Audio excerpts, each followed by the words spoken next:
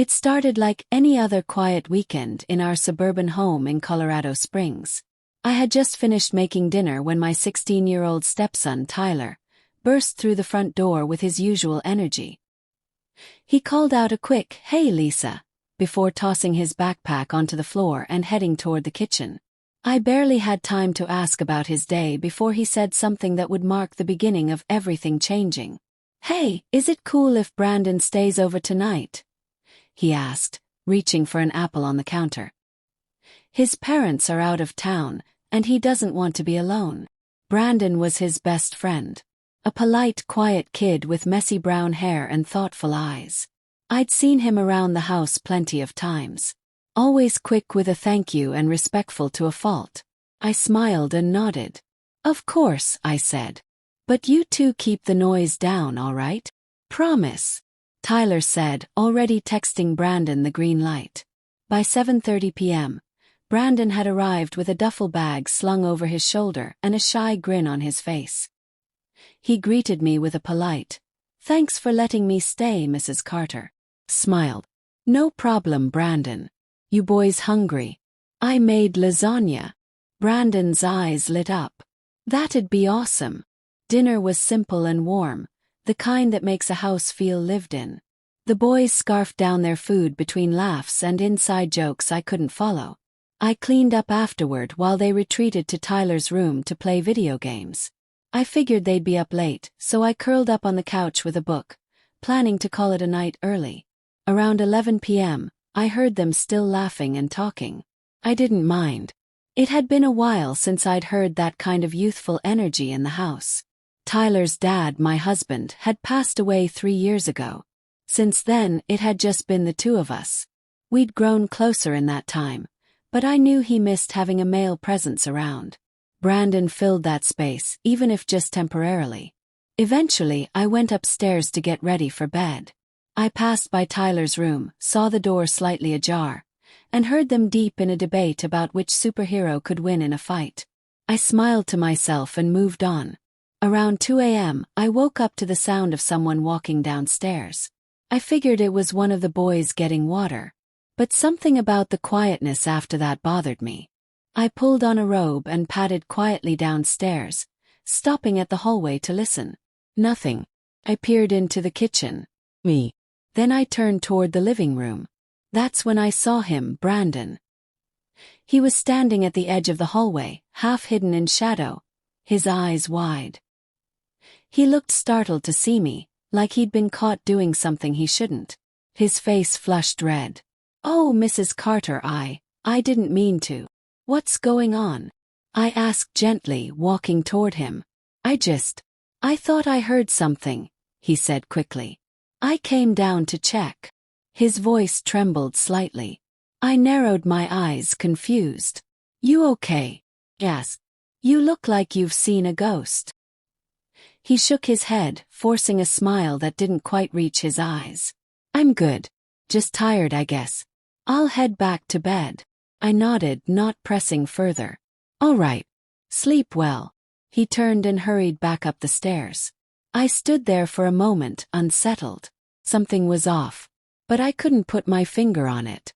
The next morning, I found Brandon already downstairs, sitting at the kitchen table with a half-eaten bowl of cereal. He barely looked up when I came in. Tyler followed a few minutes later, yawning and groggy. "Dude, you okay?" he asked Brandon. "You look like you didn't sleep at all." Brandon just nodded. "Didn't sleep well." I watched him carefully. There was something distant in his eyes, like he was somewhere else entirely. After breakfast, the boys went outside to shoot hoops, but I noticed Brandon wasn't really playing. Just sort of going through the motions. That evening, after Brandon had gone home, I found Tyler alone in his room. "Everything okay with Brandon?" "Yes." He looked up from his phone. "I guess. He was kinda weird today, right?" I nodded slowly. "Yeah. Do you think something happened?" Tyler shrugged. "No idea. Maybe he had a nightmare or something." I let it go, but something about the way Brandon had looked at me that night kept circling in my mind. Haunted. Like he'd witnessed something he wasn't meant to see. Days passed. Then a week. I didn't see Brandon again, but I heard his name mentioned less and less. One evening I brought it up to Tyler again. "Have you talked to Brandon lately?" Tyler sighed. "Not really. He's been avoiding me. Not answering texts. I don't get it." That night I couldn't sleep. I kept replaying that night in my head. What had Brandon seen? What had frightened him so much? The next day I decided to find out. I waited until Tyler was at school, then drove to Brandon's house. His mom, a kind woman named Dana, opened the door surprised to see me. "Hi Lisa, is everything all right? I just wanted to check on Brandon," I said gently. "He's seemed off lately." Dana's smile faltered. "He's been quiet. Said he didn't sleep well at Tyler's. I thought it was just a teenage thing. Could I talk to him?" "Yes." She nodded and led me to his room. Brandon was sitting at his desk, headphones on. When he saw me, he froze. "Mrs. Carter," he said, pulling the headphones off. "Hey Brandon," I said, keeping my voice calm. "Can we talk?" He nodded, his eyes wary. I sat down on the edge of his bed and took a breath. "I know something happened that night you stayed over, and I just want to know what it was. Not to get anyone in trouble, just so I can understand." Brandon looked away, his jaw tight. "I wasn't trying to spy," he said. "I just went downstairs for water." He nodded. "Go on." "I heard a noise," he continued, his voice low. "So I peeked into the living room. And I saw." He hesitated, visibly struggling with whether to continue. "I saw you, Mrs. Carter. You were crying, sitting on the couch. You looked so sad.